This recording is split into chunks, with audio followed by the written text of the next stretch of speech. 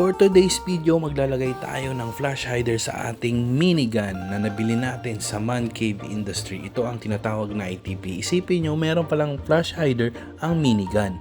Nakasay ito kaya grinab ko na yung opportunity. Tapos bihira lang magka-accessories ang minigun. Kung gusto nyo makita kung anong kalalabasan, kung anong itsura, panoorin ang video, tapusin at makikita nyo sa dulo kung anong itsura niya. Siyempre, naka-biohazard marks tayo galing kay Boss Gerard kasi nag-avail tayo ng unit sa kanya. Boss G, maraming salamat. Tara, kabit na natin, fast forward. Kailangan lang natin dito ng Allen key. Wala nang manual. Parang yung kamay ko rekta na lang kumukuha ng mga parts at tinalagay yung tornilyo sabay ikot ng Allen key. Siyempre, may pa-sticker si Man Cave Industry. At siyempre, may magtatanong kung saan ko nabili yung Classic Army niya 133 minigun.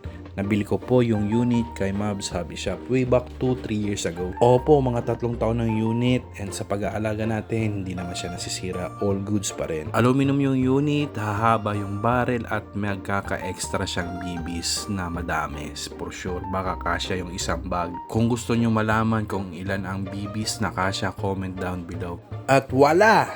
Ito na ang itsura ng ating minigun nang nalagyan siya ng ITP flash hider. Maraming salamat sa mga nanood. Mask down, protect yourself at all times at linggo bukas maglalaro tayo.